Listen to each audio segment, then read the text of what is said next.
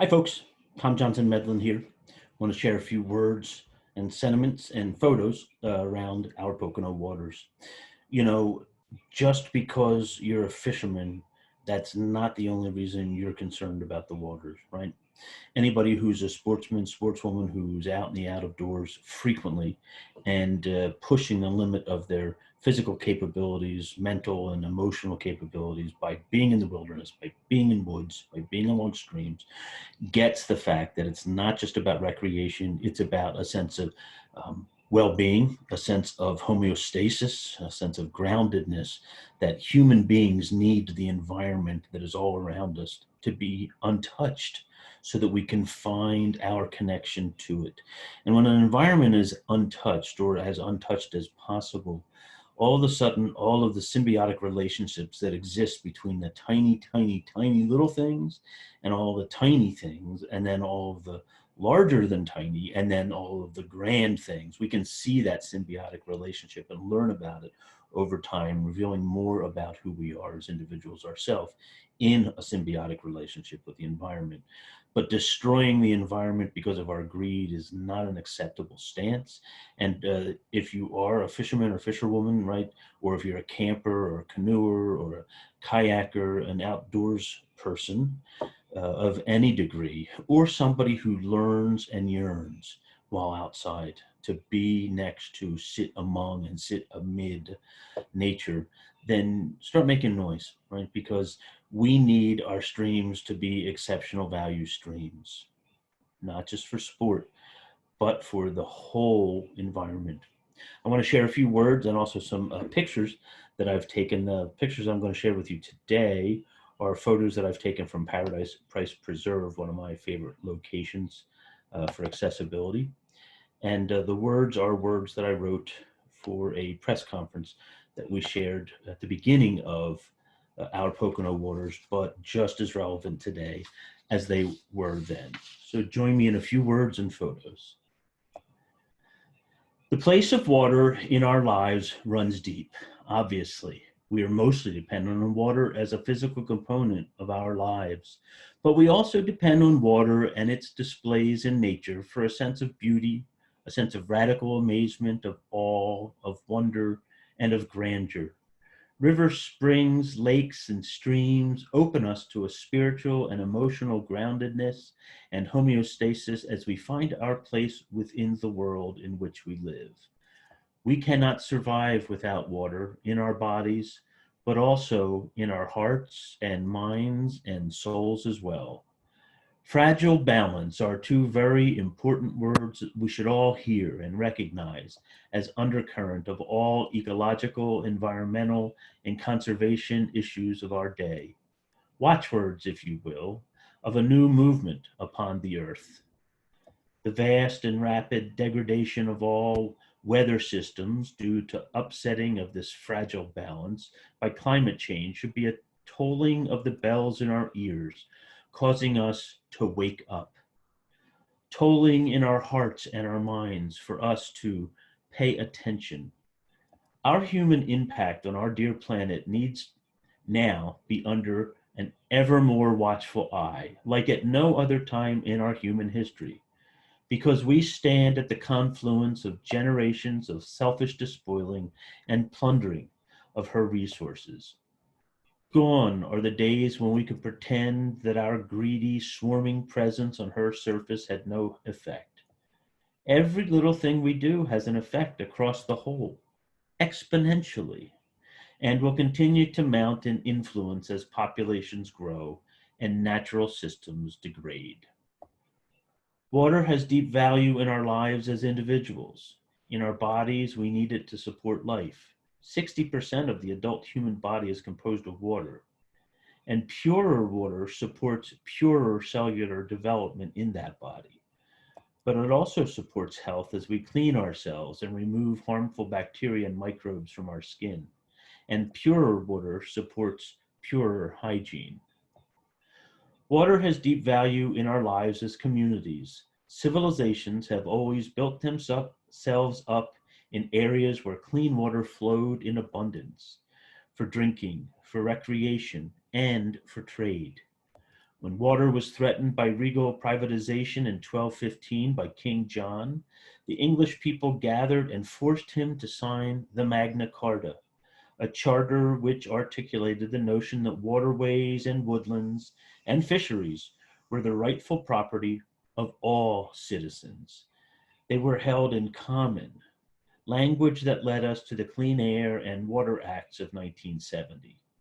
Here in the Poconos, we should recognize the deep social value of clean water as we hold in trust the majority of the exceptional value streams of the state, and hundreds of thousands of visitors retreat to our mountains for recreation in and around our lakes, streams, and our rivers.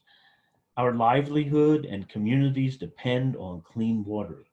Degraded water would lead to degraded drinking, degraded recreation, and degraded tourism, and would flow out from an apex in kind to every community along every confluence. Water has deep value for us in our souls, that place in us where we allow beauty and radical amazement, awe, wonder, and grandeur to impact our character. That place in us that drove John Muir, Teddy, Franklin and Eleanor Roosevelt, and Rachel Carson to stand and speak out, to cordon off natural boundaries beyond which we should dare not step. This is such a boundary. Where shall we stand and close our eyes and drink in beauty if we do not set the standards high that we may preserve and retain beauty?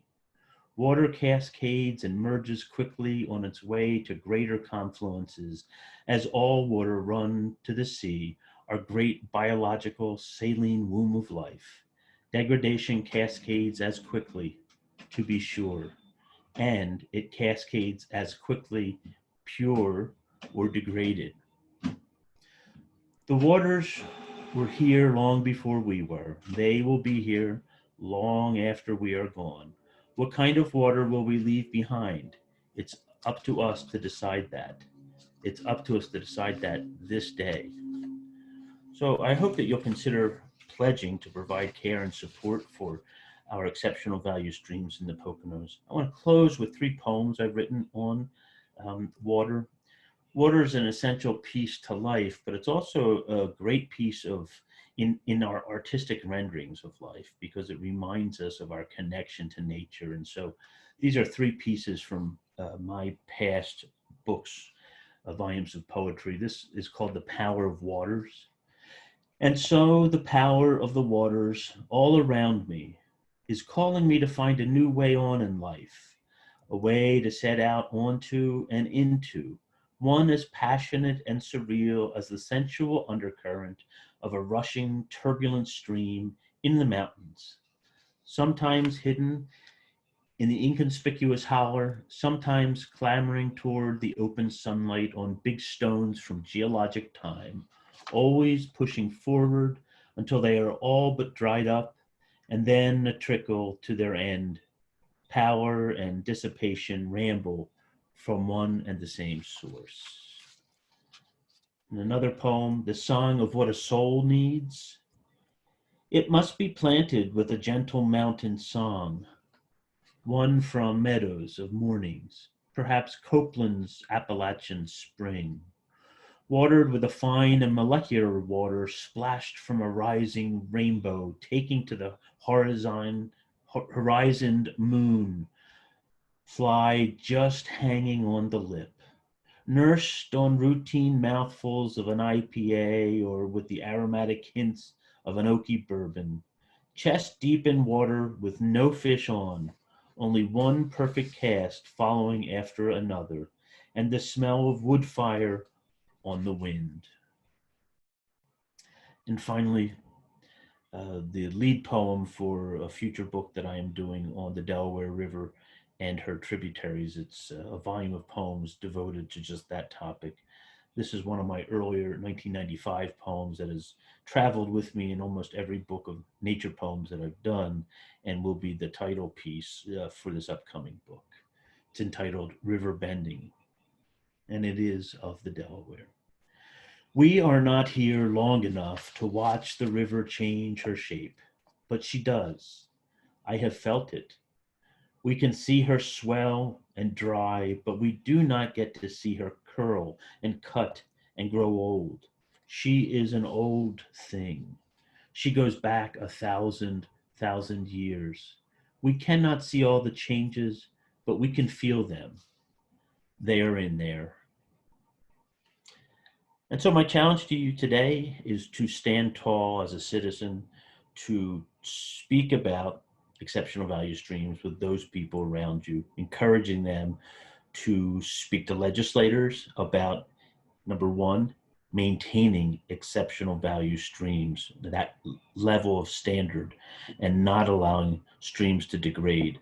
Secondly, talk to them about the elevation of the standards for all streams and trying to move streams to a more pure sense. Requires a little thinking, a little planning, and a little work together, but it can be done. We have seen this. The time that was from 1970 to about 1980, the changes that occurred because of the Clean and Air and Clean Water Acts were amazing. So we know that our ability to work hard towards these issues can change them. Finally, take the pledge. Take the pledge yourself. Stay connected to our Pocono waters and get involved in sharing just valuable educational tips and also your passion and your love for nature, in particular, exceptional value streams and the woodlands of our Poconos, but for all of nature and for all of her many faces that are beautiful, that provoke a sense of wonder and grandeur in us, that open us up to awe and radical amazement. These are very, very powerful things.